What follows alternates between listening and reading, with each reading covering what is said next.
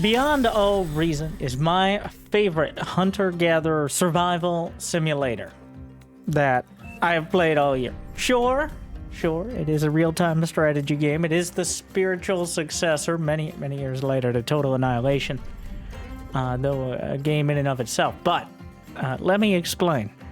I think this game in particular, and just the game in general, and a lot to do with maps and all that, but the reclaim mechanic, the resurrect mechanic, and the fact that taking territory and holding it, as well as destroying and fighting your opponent, all matter so much.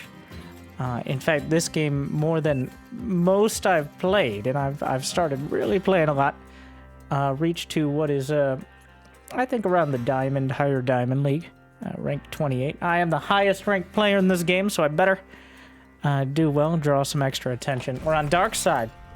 By the way, you guys have been incredibly supportive here on the new, not so new, but this channel for the commentary and stuff like that. And it's actually kind of crazy how much people have been enjoying subscribing, pressing the like button on these sort of videos. And so, I mean, that inspires me to keep it up. So, starting out, I just want to talk about... I'm going to stop for a split second because a lot of people have asked about the very early game builds while you're starting out. So, I don't want to pause for too long. I know it's boring. I know I'm already eating into that time. But here on Darkside, as I mentioned to my teammates with a ping, there is... on many maps this will happen, but Darkside is pretty notorious for it. There is a bunch of metal to reclaim in the center here, about equidistant from most of the normal starting locations. So if you get, in this case, I'm playing Cortex, a grave robber, the Resbot, or so it's called, it can reclaim that metal like anything else. So there is, I believe, what is that, 150. You can actually just, even on replays, there's 1,000 metal in that crater. Now, usually you fight over it, but what I've done, what I would usually do, is build maybe one Resbot, a Grunt, and then some Constructors. Like my normal build on a map with Reclaim is 1 or 2 Resbots, depending like on flats and forest, you have a lot of trees. Some maps like Bismuth Valley, for example, you have no Reclaim at all, so no Resbots early on. But on here, just 1 and then 3 Grunts, because this is contested. Like, we're going to go fight. It's not just a bunch of trees in the forest. It's this industrial salvage over here. So, it is very map-dependent and position-dependent, what I'm building. So the idea is, I want to grab as much of this as possible. If I get 500, that's great. That's a few more solar panels. And then, ideally, I'm working my way up to 2-3 Constructors. And I'm usually kind of looking up here like, I've built most of the solar panels in my commander, but now I don't have nearly the metal. Solar panels 150. So, and they are kind of alone. And that is how I like to use them. Essentially, I will get this metal back. So that's why it's so nice to have extra metal early on. I'm going to go to my camera for a bit so I could use my hands. And I've had mixed responses. I know it doesn't... For some reason, it looks a little different on the recording with the player camera. I also have a tendency to jump around with the zoom levels and stuff like that. I use a lot of camera locations.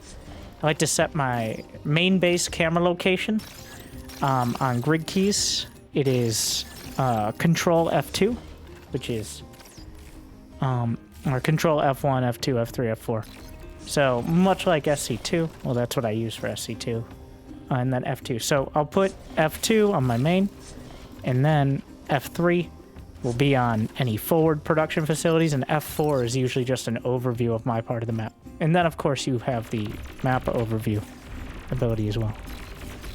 So I built those 3 grunts with the intent to essentially cover my Resbot as long as possible and try to snipe my enemies. Back at home, so pretty much I'm alternating with my commander, building solar panels, and then I shift-click back on the bot lab, and then I shift-click to a solar panel. So what it'll do is build 1 unit, and when you finish building that unit, it'll go build a solar panel, stuff like that. So I did lose my res bot there when I wasn't looking. But now, I moved my commander out after I finished, pretty much after I finished being able to build energy. Now, there's a little bit of a debate on wind versus solar. Only if the wind is over like 10 will I use my commander to build wind. Usually it's almost exclusively solar panels, because even though wind turbines are more efficient for metal, they take energy which is kind of in short supply relatively early. But on this map, it's on the moon, so there's no wind. So it's all solar, which I personally really like. Like, I like that. I'm switching to the metal view, so it kind of lights up the map a little. I prefer this sort of view, not because I can see the metal, but it just makes everything a little more visible. It's Control F7 or just F7 on grid. So I notice this guy is going at it, and I'm like, all right. He sees the turret, he's gonna back off. Cool. Repair the turret. Oh, fuck. So, this is the hunter-gatherer part. I have very rarely do players... I think what happened was he took so much damage from the light laser turret, which has a bonus against commanders, specifically, because otherwise you could just walk your commander up. So now, I honestly got... so I call for aid here. And I've noticed that purple has been quite diligent. He helped me out in mid. But, yeah, that really took me off guard. I did not expect him to sack his commander. I don't know if he was committed to it until he had already taken so much damage. So, he comes to chase some of these pawns. But, don't blame me for... Oh, it appears that's the opponent's pings. This is... I mean, we're looking at a replay. But I made sure to tell my teammates, stay on the commanders. I don't care about these pawns. Lose a metal extractor. There's 4,000... So, the reason it's so important is... Look at this. 4,100 metal. Oh my god. I could probably, well... You can get tier 2 with that. You can get some solar panels. You can probably purchase Twitter at this point. Like, there you go. A 4K metal is enough to fund. And I'm just going to gather it. I'm going to go for the far commander. I'm going to gather it as quick as possible. I'm going to overflow. But at this stage of the game, like, so here's the thought process. I am not 100% sure I'm going to survive. Like we're going to have control of this. Oh yeah. I asked him to give me control of his tanks, and he did, graciously. Thank you, Mr. Panda. So that way he can focus on what he's doing. Honestly, really helpful here. Obviously, there's 2 players here, but with those tanks. And then I underestimate the blitzes. So the blitzes shred infantry. They're like super pawns. The pawns they're very... Can I bring up... I want to do this more. Let's bring up the stats. A lot of positive responses about bringing up the stats of units and stuff. But it has 90 DPS. How much HP? Let's see if we can find a full HP one. It's like 500 HP total. I believe. 600? No, wait, he's got some. 680. So it's got very solid HP.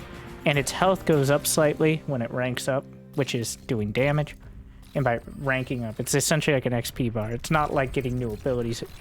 Most units get a little bit of HP. Like the grunts, you see here, 6% health. Pretty cool.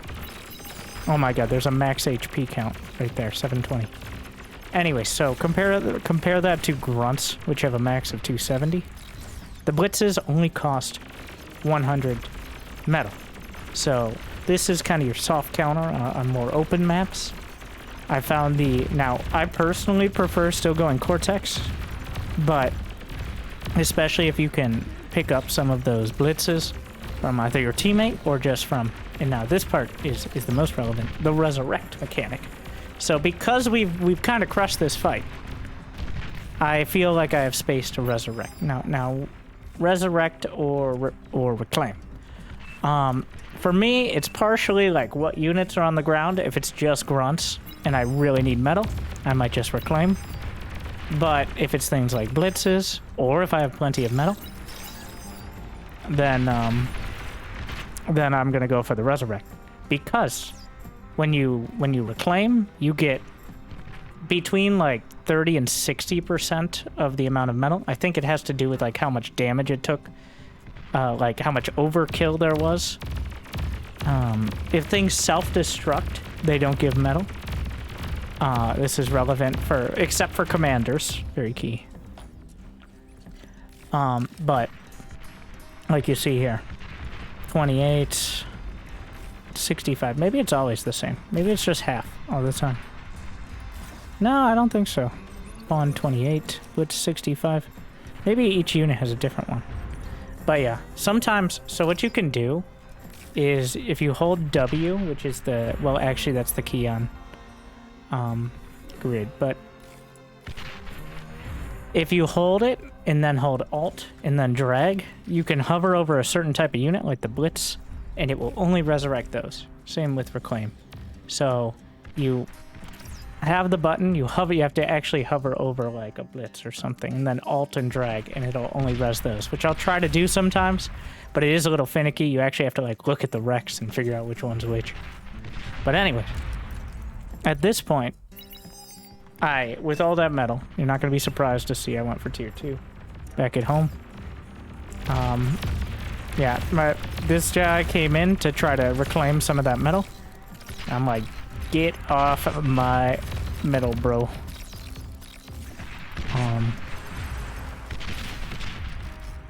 Because it does actually screw you up. Like the resurrect can turn a how did I break the mini map? How long has it been gone? It's a little depressing. It took so long to clear. There's a bug when you go to the map overview and you take away the UI for a moment. Oh, little bugs. I want my money back for this game. So, where are we now, though? I'm constantly checking. Because we weren't on my cam the whole time, you can't quite see it, but I will continually check, and I think bot will hold. Like, they got pushed, but... So pretty much I try to use this metal. I've got 40 metal income now. I add on the aircraft plant. The aircraft plant has a ton of utility. Yeah, I realize even a great concave of grunts with a lot of flanking damage. Oof. Those blitzes will shred them. But, meanwhile, this is me there trying... I decide, you know what? I give up. Alright, I've got tier 2. I don't need tier 1. I just need the metal, so I just start grabbing the metal. So the resurrect takes a lot more time, and it takes power. So it takes, I think, the power of it would take to create the unit, but essentially you save the metal it would have taken to create that unit. So, like, if a grunt costs 36 metal, which it does, you've saved that by just giving yourself a new grunt, right? But it does cost power when you do that. But you don't get new metal unless you reclaim that grunt from its... I guess technically the most metal would be, because you can reclaim units at full HP. The most metal would be if you resurrect the units and then reclaim them. Then you'll get 100% back, like you're about to see right now. It's at this point, I'm returning the loan of metal on that solar. Is what's happening there. Returning, essentially, since they're only worth 20 apiece and they're 150 metal, they're one of the least efficient, like, metal to, one of the least efficient metal to energy sources in the game. But they cost no energy at all to build, which is why they're such a key part of the very early game, especially on maps with terrible wind. But now that I have a fusion reactor, which I built because I had so much metal because I decided to reclaim. Now that I have fusion, I noticed my teammate just comes waltzing through with a bunch of thugs. That was a misclick, by the way. I started making a mammoth, which is very good in certain scenarios, but not the unit I wanted to be waltzing across the map. They're so expensive. 2,200 metal. They're very good against, like, tier 1 spam, and just for tanking damage in the later game, but I've already built So essentially, the mid-game composition, the battle group, I've started calling them battle groups. That's the coolest description I've heard for it. But, it boils out, so when I say battle group, that's referencing putting repeat on your factory, and then like what units you have on repeat. Usually early on, I'll manually, and then you can always alt and click to add something to the queue in order to put it in front of the queue. It'll be built after whatever you're building now. But, so the battle group is usually for me about 5 Fiends, then 10 Sheldons, a radar bot, a Twitcher, and a Sumo, and a Spy bot. So we got, eventually you'll see me do it, but usually early on I like to be a little more precise and I pick specific things. But later on, as we get into it, I will usually put repeat once my economy stabilizes. But yeah. So usually like 1-to-1 or 2-to-1 Sheldon to Fiend. Like Sheldons are quite expensive, but they get the job done. You need to have something in front of them though. They don't do that much. They're very inaccurate. It's literally just the best defense is in numbers. But having those Fiends in the way... oh, here's something as well. This is also happening. So, using the transport and the Twitchers to transport, it makes me feel very pro to do this. I customize my hotkeys to SC2 hotkeys. I've got pickup on the E key, and then drop off on the D key, like the unload key in StarCraft. So, what happens here is you're pretty much just hiring your tier 2 constructor as a contractor to set up a blueprint. So once it lays it down, you can use anything that grants build power, in this case the Twitcher Combat Engineer. You can use anything to build it. It will still, like, the limiting factor right now is I don't have enough metal. Right, so a lot of the time, especially once I start repeat, what I'll do is press wait. The wait command stops building things after the current one. This also works on units as well. If you really want to set up like a multi-pronged attack, you can have them wait to execute it. Yeah, my teammate, the air player, finally gets involved with a great scout, by the way. With that sonar plane. Probably also stressing him out. Everybody stresses out. Expecting a bombing on. So, I've added some shurikens here. Yeah, we're pushing forward. I've added some shurikens off the aircraft plant. Shurikens are probably one of my favorite units I'm only now getting into. So, I do want to take a quick pause, because I think explaining these two units is very important. These are two types of things that are a little confusing for new players, so they're... And this isn't necessarily supposed to be a guide, but I hope you learn something. So pretty much everything on the aircraft plant is amazing as a support. Like I've started adding the bombers. Almost everything is quite cheap on metal, but heavy on power. So I honestly, as long as you have a little bit of extra, having the aircraft plant is very nice. Like the scouts are very cheap, and you can send them across.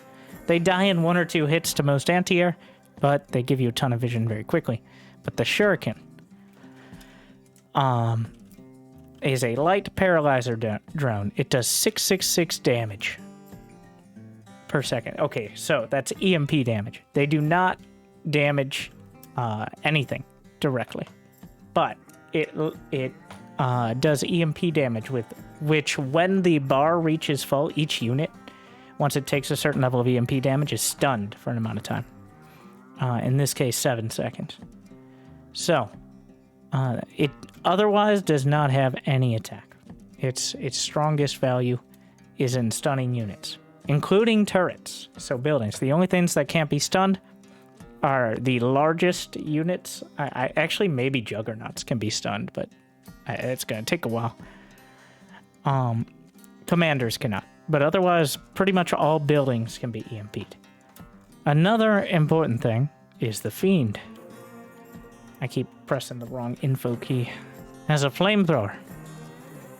But another key part of the Fiend, when you self-destruct it with the Control B key, it has only a 2-second countdown because it does a bunch of extra damage when you self-destruct, like an extra burst, which I'll sometimes use in combination with the shurikens for a one-time, like turning it into a grenade instead of a flamethrower. It is a little finicky. I've accidentally selected too many units and pressed self-destruct before. Don't do that. Anyway, so this is my mid-game attack. We've done very well up here. I've really solidified my economy. You can see my income. Well, that's mostly me reclaiming, but so the shurikens, in this case, do nothing. They died immediately to the turret line. The beamer turrets do quite well. They're not designed for anti-air, but they do fine against it. The basic light laser turrets are also technically anti-air, but they do kind of terrible. So I wouldn't rely on them.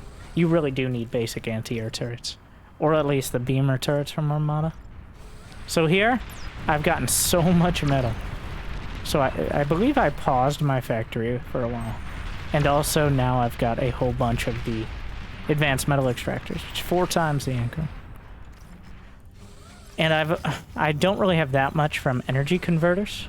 I usually like to, if I really need it, I'll drag down the gray slider to convert more of it. But this is the energy converter widget. So essentially, if the converters aren't working, then you need more energy. If they are, you probably need more converters. If there's a distinct difference. If the bar is going between the gray and the red, which is overflowing to your team, and you have some storage, well, on a map like this, where there's no wind, well then, you get, like, as a StarCraft player, I like the no wind or the low wind maps. The maps that encourage solar, because there's a lot less fluctuation in your power. Though eventually, you know, we're gonna get another. I'm pretty sure my baseline is somewhere around 80 or 90 metal per second, which is pretty ridiculous, to be honest. We're getting some AntiNuke here. So pretty much, when it comes to AntiNuke, even though we've scouted most of it, and those gunships are doing a lot of damage, when it comes to AntiNuke, it's my feeling like, if it feels like it's going too well, get AntiNuke.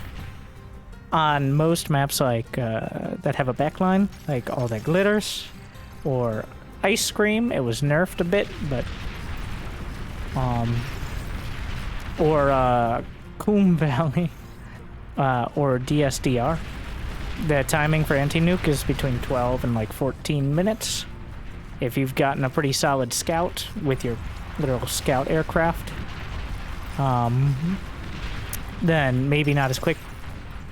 But if they commit a nuke on a map like this, if someone's rushing nuke and you're not able to put the pressure on, that's kind of a team issue. Like, eventually you can get nukes, but they're very expensive startup cost. And on a lane map like this one, this isn't a pure lane map. Like, a pure lane map is when all 8 people should probably be pushing their own lane, which is like Bismuth Valley. This is pretty close to it, to be honest. So, if they snuck a nuke in relatively early, especially since it is a no-wind map, so you have to rely on solar, which is very metal heavy. Like, if they snuck a nuke in, I'd be very surprised. But still, this is why I'm also adding on, like, let's see, I don't know if I've done the battle group yet. Let me see. So, on repeat. Oh, I guess I just have fiends on the way. Oh. Because my teammate is getting pushed in the center. We can take stock of the whole game here real quick. So I'm doing quite well, I think. But I notice the bot lane is definitely... It's not failing, but it's not doing great. Also, if you look at my vision and my team's vision by proxy. So my thought process is, if we can hold the northern crater I also noticed that teal over here, or I don't know what you call this color. It's teal. That's teal. Kind of crushed their economy. So let's go to the full economies. Yeah, we got 10K over here compared to their 7.5. So they're not too far down, but where they're really lacking, though we don't know this, is in just the metal. So overall, yeah. Oh, wow. He really ruined their economy.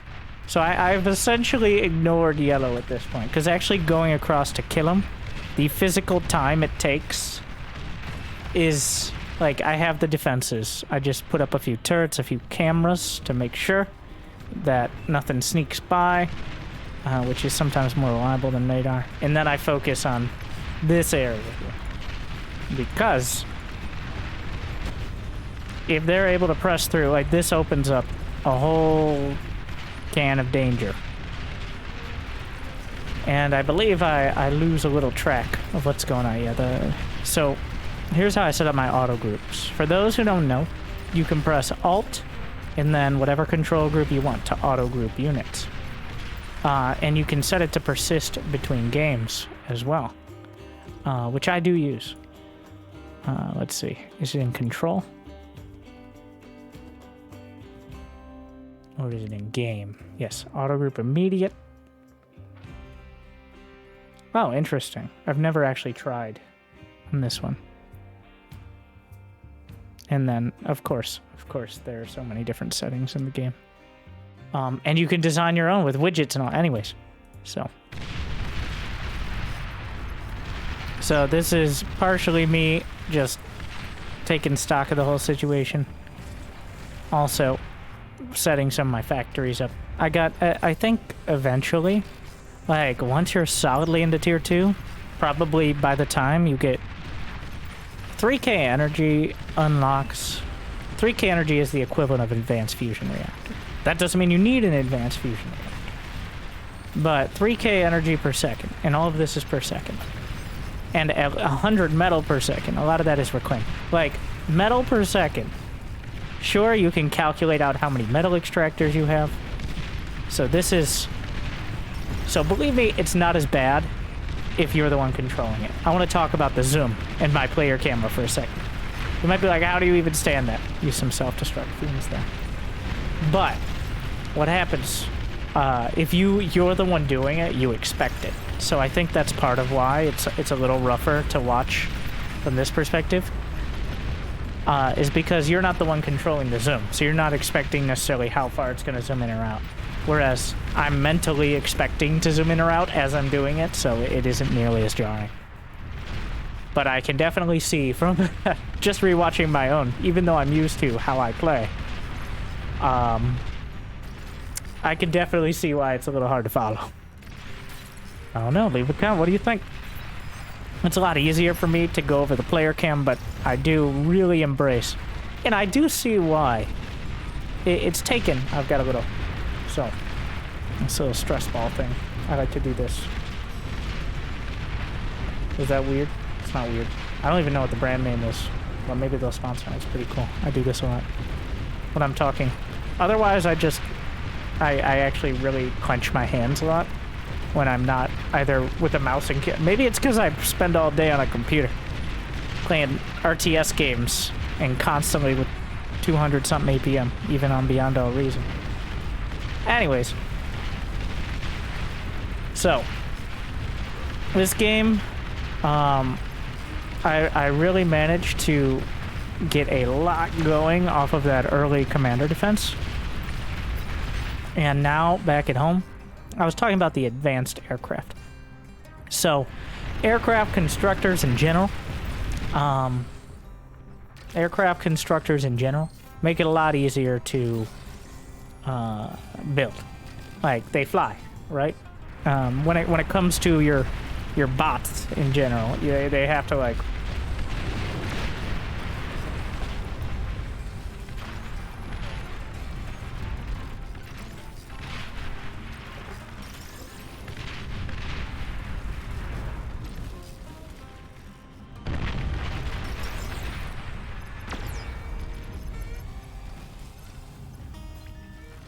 And sometimes, depending, you got to be a little careful to put the blueprint out of range. Like, you don't want it so far out of range to have to walk, but you don't want it, like, within the model of the unit.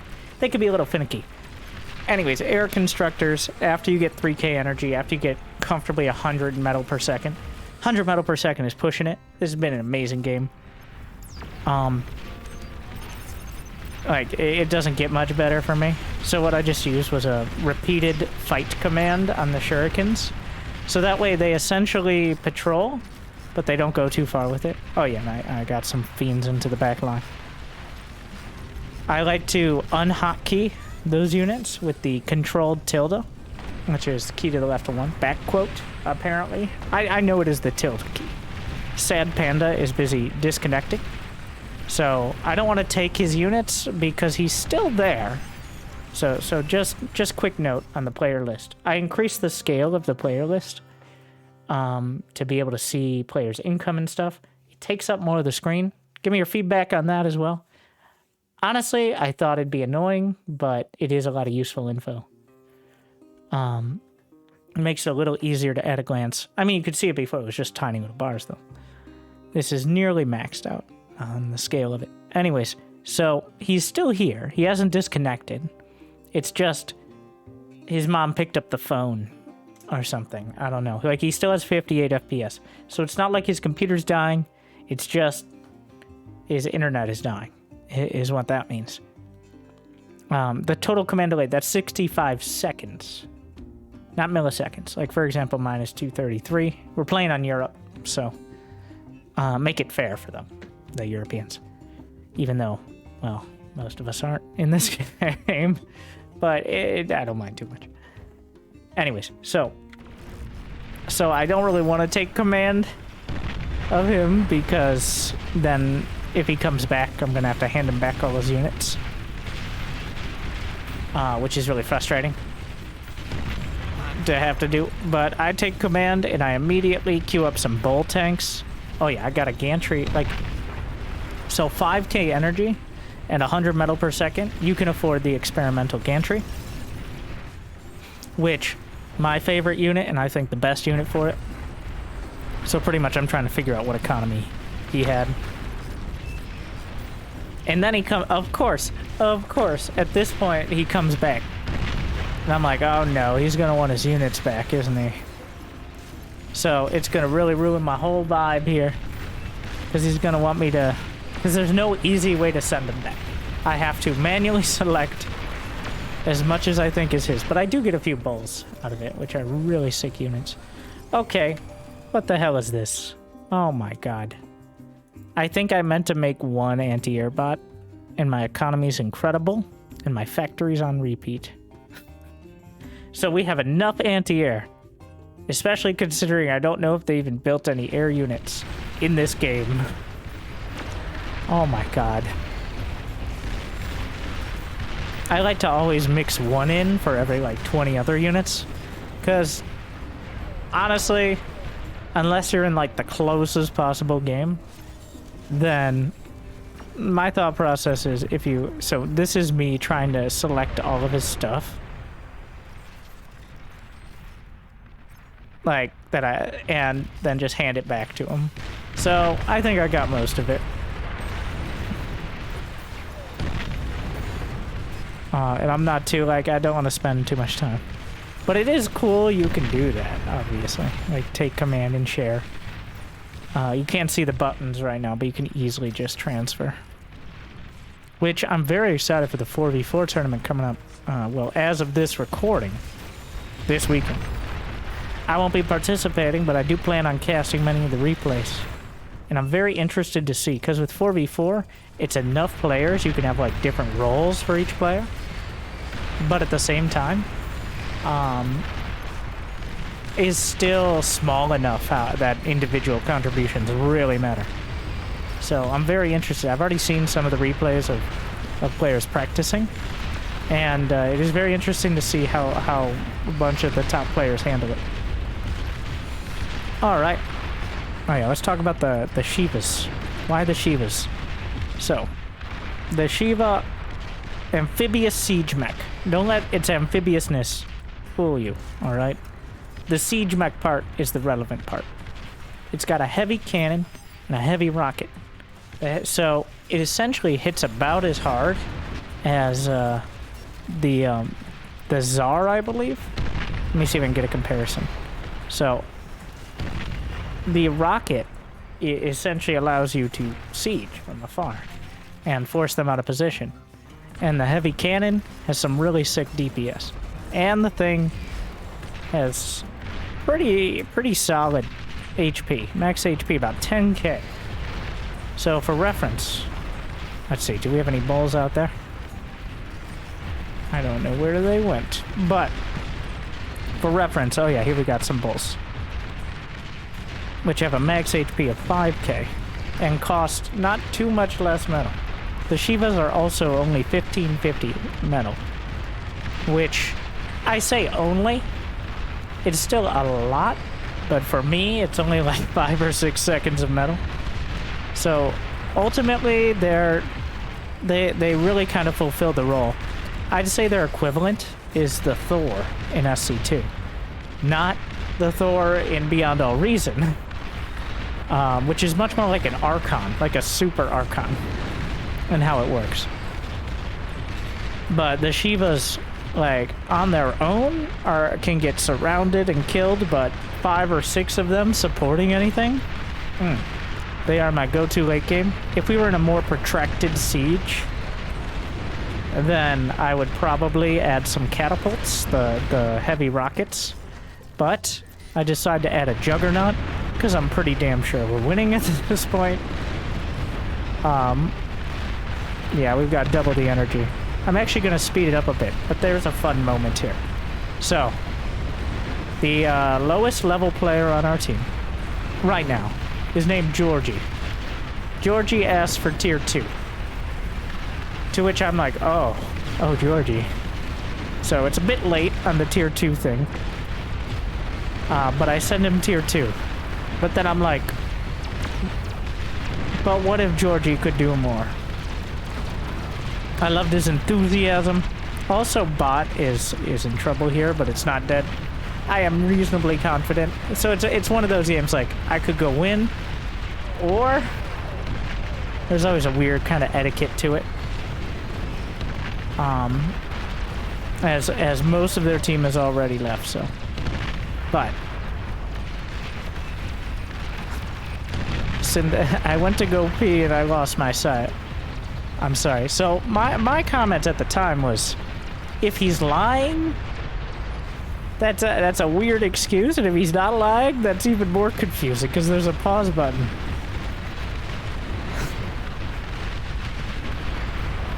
You can pause and unpause, of course, as well, but so at this point, clearly, well, the Juggernaut's out. I am at 2x speed, remember.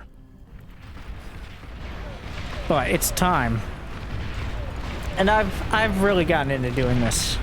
Like, if we're winning the game, and there's clearly some newer, lower level players, and they have a good attitude about it, like, I think Georgie's put up. This would be not the first, but one of several games with Georgie. Always the team leader. And by team leader, I mean just enthusiasm, like a positive attitude. Even if he might want to work on getting T2 a little bit quicker. But I love the attitude. And you know what that means? Let's go, boys. We got this, says Georgie. I believe, Georgie. Take point. So we hand Georgie the Juggernaut. I'm ready for assault on orange. Georgie, take the jug.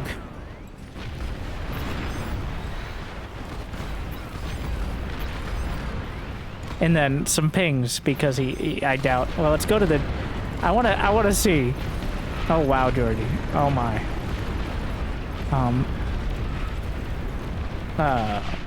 Wow. Okay. So he's using the spring cam. So you can see the camera changing keys. Just the keys command.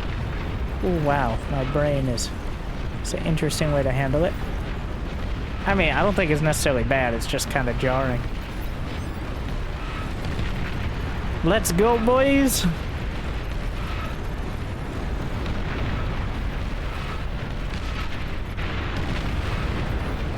All right. So, of course, we gotta keep handing Georgie the juggernauts. He's done. There you go. I decide, you know what? That might not be enough. I'm still short. Okay, let's turn off. Simmer down, sir. Just try hard. Glory to the ball. All right, Georgie. Give all units to Georgie, which I thought was a great idea. Yes, just like that, we transfer the army to Georgie. No, stop! I don't remember seeing that. Georgie, go! I don't remember seeing him say that. But I do. Just let's slow it down for a second. I love the sound of the Juggernaut. It is so fear-inducing. When you hear it and it's out of vision.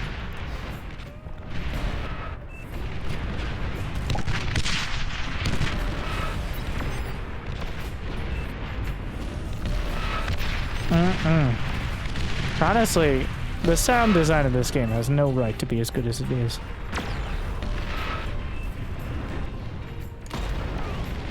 Oh, does Georgie kill the comm? Oh!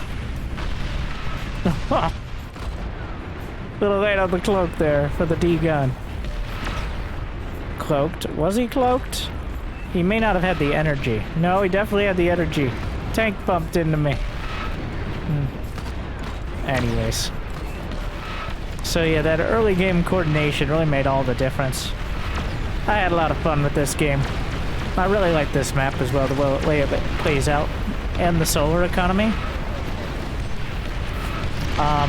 And another example of, like, sometimes it's better to just hold. Oh my god, they gave him a Thor. So the Juggernaut is much like the Odin in StarCraft 2. Or even more than that, something even like an Odin and with a laser drill strapped to its head.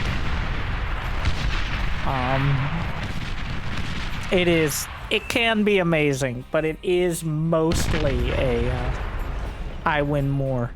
The Juggernaut is not really a this will turn the tide option. It can be, but I think going for the Shivas and such is usually better.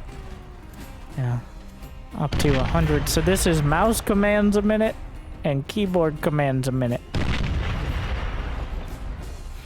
And then this is mouse pixels a minute, like how much you move around. Oh my god, these atomic bombers.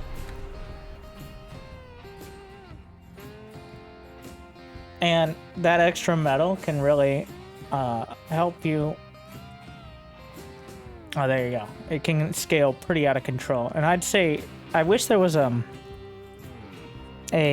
metal reclaimed option here. But there's so many. Units killed, units died.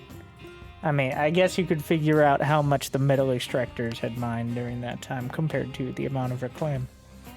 But I do think that comm trade early on was probably a mistake. And he just kind of panicked. But the Blitz tanks, very good. Fiends, of course, amazing. And the Juggernaut's a great centerpiece. But the Shivas are really the closer for me a lot of the time. I think the Shiva mechs, and if you're Armada, the Razorbacks are not exactly an equivalent at all, but the Razorbacks, and then complementing like a welder or a sniper army. Armada works a little different in the late game, and you could have both. I could just sometimes I will ask for like an Armada constructor in order to build both armies. Because you can. Or you can just res one. Like, it's very cool. So hopefully that was a pretty decent example of why the hunter-gatherer mechanic is so cool and such a high impact in the game. And also why people will yell at you if you just give away your commander for free. So, but thank you for watching. You guys have been really supportive. on these sort of commentary videos, and I like doing it. I like talking about the game. And I usually kind of get focused on it while streaming live a lot of the time. So thank you for indulging me. Well, thank you guys for watching. Like, subscribe. I hope I made your day a little bit better. See you next time. Good luck, have fun. Stay unreasonable.